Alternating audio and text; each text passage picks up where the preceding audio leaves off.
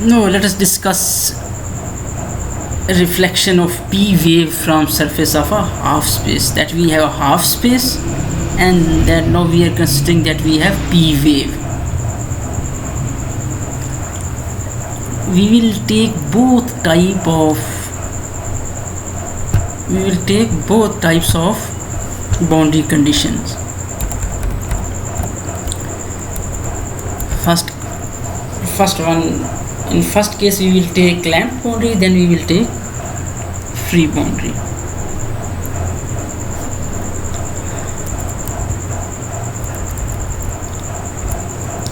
Let us assume that we have plane wave which is incident with an angle theta naught, and theta naught is the angle between propagation vector and normal to the surface. Now what would be this n naught? N naught is sin theta 0 cos theta 0 0, because we are taking P wave, so P0 will be same as n0. This 0 for the incident wave. Now this is the displacement vector for the incident wave. A naught amplitude, k naught wave number, sin theta 0 x1 plus cos theta 0 x2 minus CLT. CL for longitudinal, that we are taking P longitudinal wave, so CL phase velocity of longitudinal, and this is polarization vector. This is this one. This is for incident wave. Now suppose that if we have also P wave as a reflected wave at an angle theta naught, then this is for this polar propagation vector for reflected P wave, and this for this is the polarization vector for reflected P wave, and this is the displacement. Here it would be u1. Here would be u1. A1 k1 wave number, A1 amplitude, sin theta 1 x1 minus cos theta 1 x2 minus CLT, CL and T. CL for longitude. This is P1. Now if you have clamped boundary conditions, then first we are considering clamped boundary, and we have taken only P wave incident and P wave as reflected. Now for clamped boundary, as we have two non-zero components of each displacement vector, because we have two non-zero components of this polarization vector, so u1 0 plus u1 1 for incident, for reflected at x equals 0. This is second one for incident and for reflected. First component and second component. So we have two equations, first and 2, and these must be satisfied for all values of x1 and 2 t. So exponential must be identical, which will require this thing: k naught sin theta 0 equals to k1 sin theta 1. This will be same. K naught CL will be equal to k1 CL. This again will be same. So from here k naught equals to k1, and if you will use this k naught equals to k1 here, you will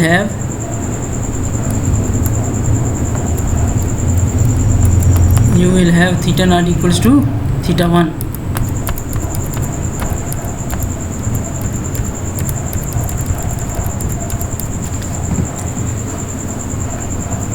Now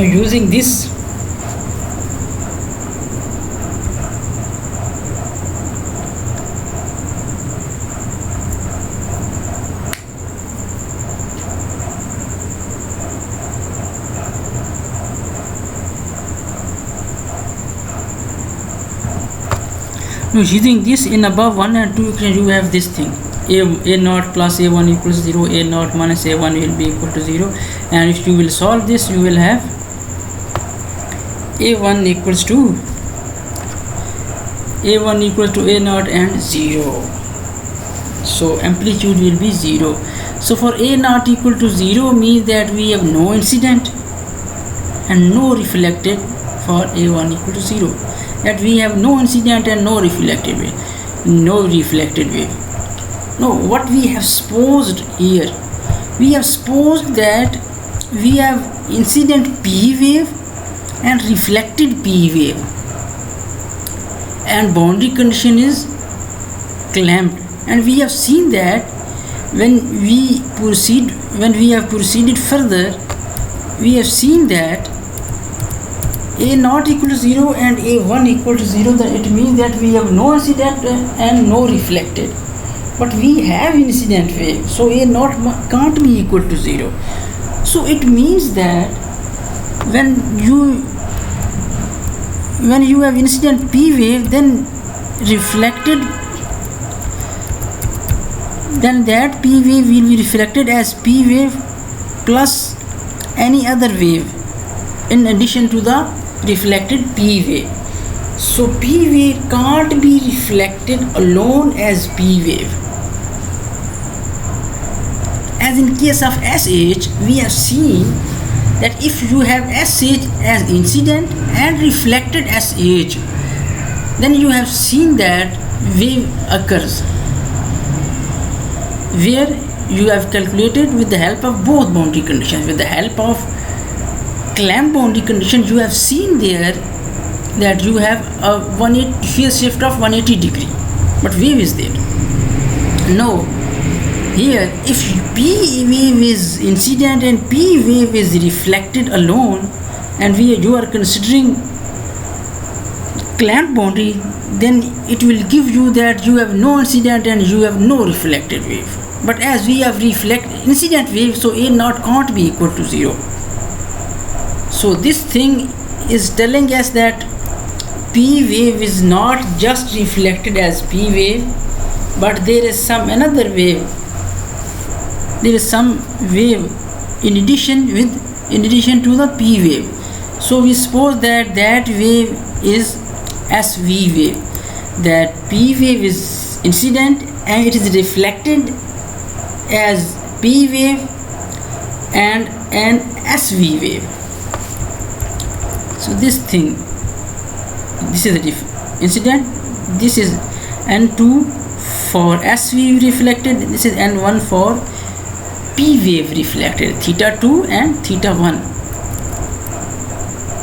So now we will write propagation and polarization for SV reflected.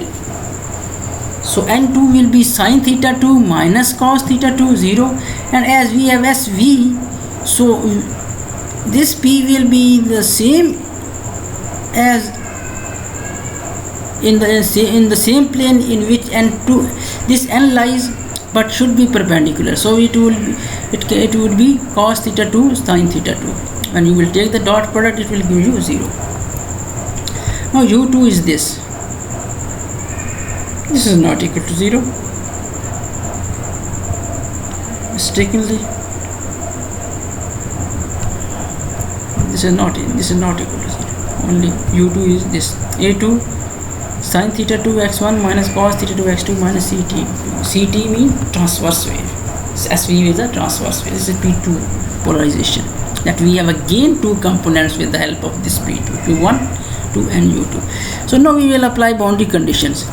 Now for this time, but for boundary conditions you will have two equations, and each equation contains three components of U.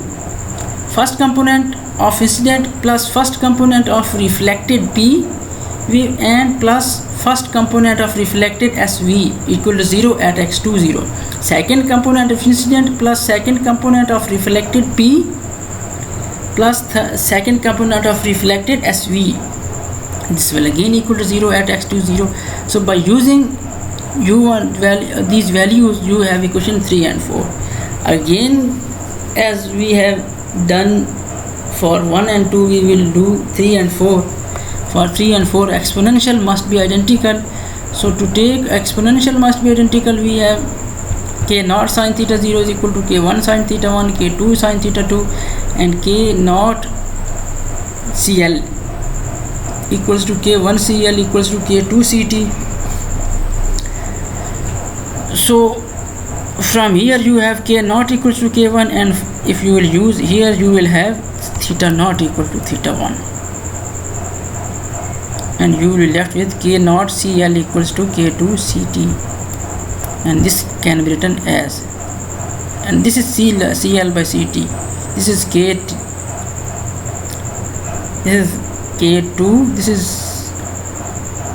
k naught, this is cl by ct, and this is kappa. This ratio is denoted by this letter kappa, ratio of longitudinal and transverse wave, kappa. This is Greek letter kappa.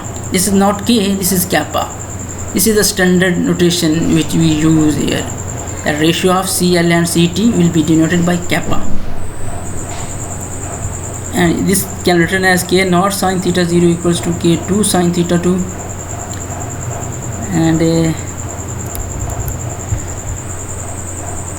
this thing can be written as k naught over k2 sine theta 0, and this will be sine theta equals to 1 over kappa sine theta 0. Now as kappa is greater than 1, so it means that 1 over kappa less than 1, so sine theta 2 will be less than sine theta 0.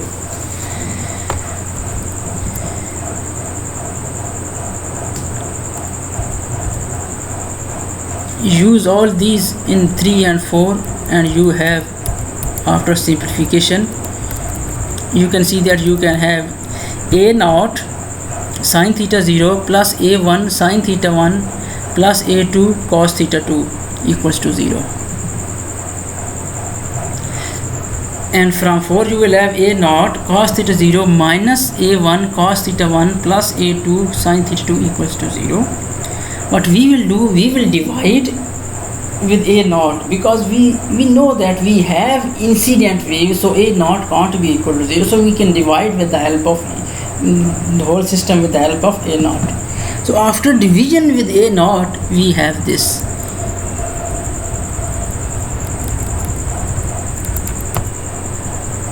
We have this system equation. We have two equations, two unknowns.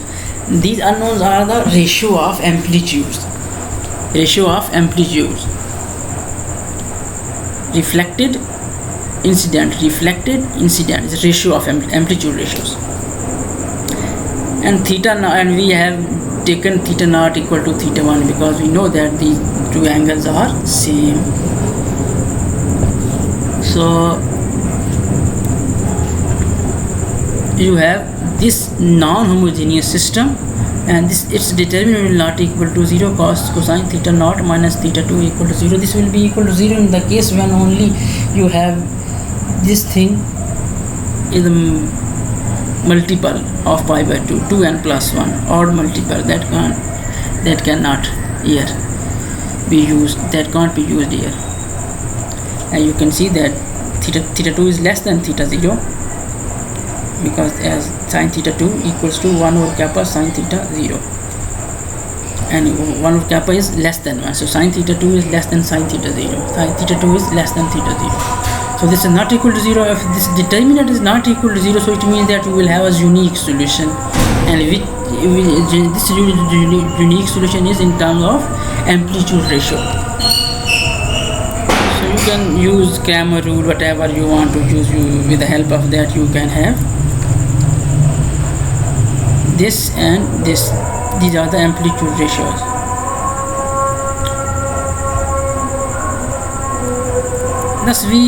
Thus a P wave is reflected as a P wave plus an SV wave with amplitude ratios this, and some conditions on K0 and K1 which given here. That how can you find K0 and K1?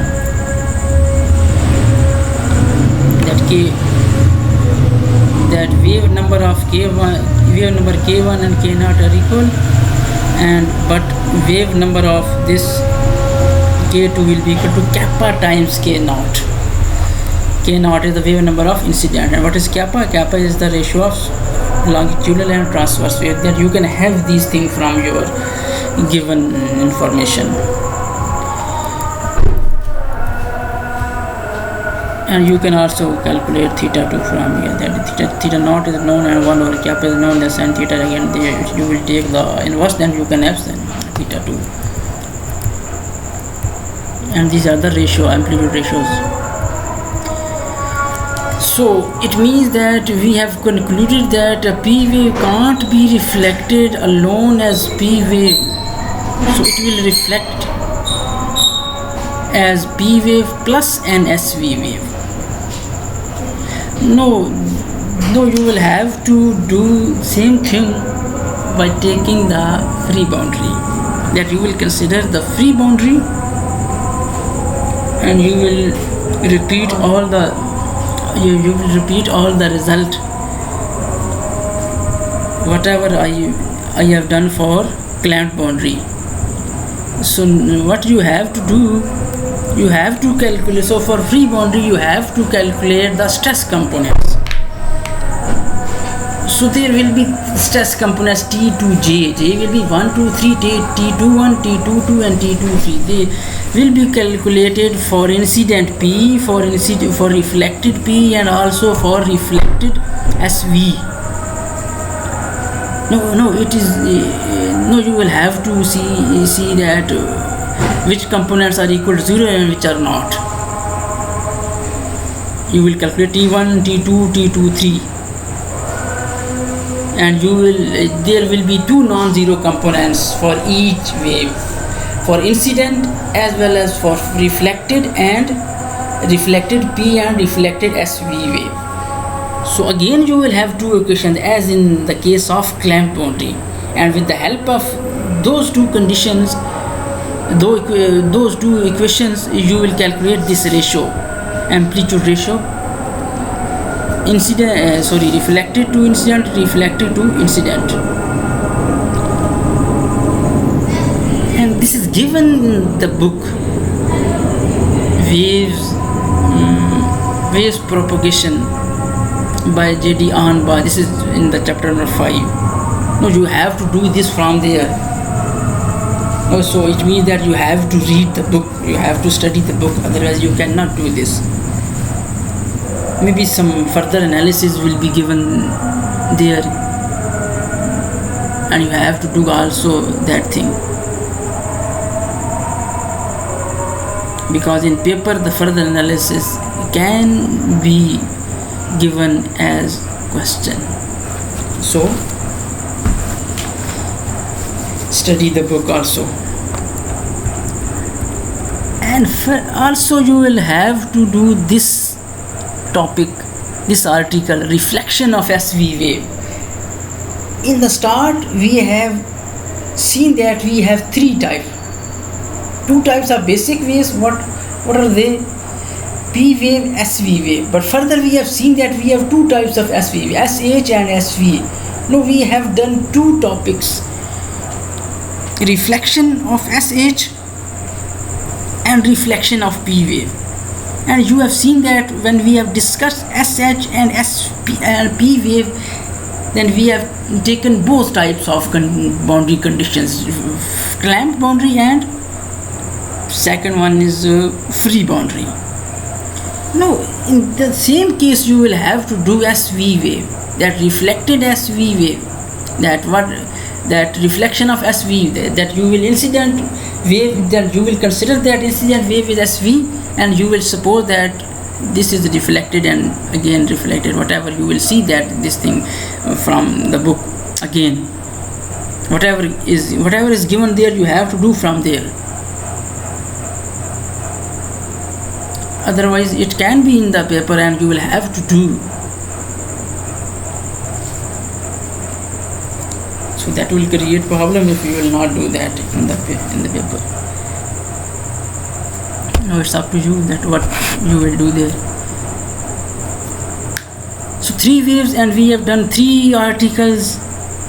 2 articles have been done here properly, and I have left 3rd article for you, but this is given in the book. Now in the next lecture we will discuss the refraction and discuss the similar thing as here.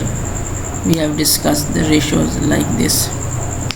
You will see that what happens there. In reflection that if refraction, not only reflection, refraction.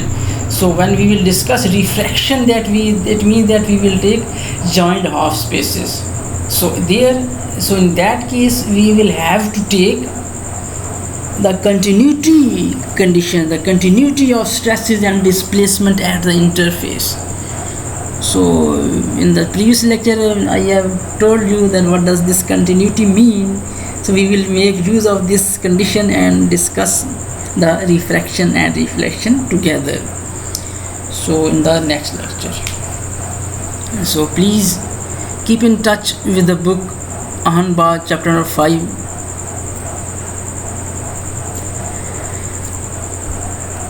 And this is the end of this lecture. Thank you so much.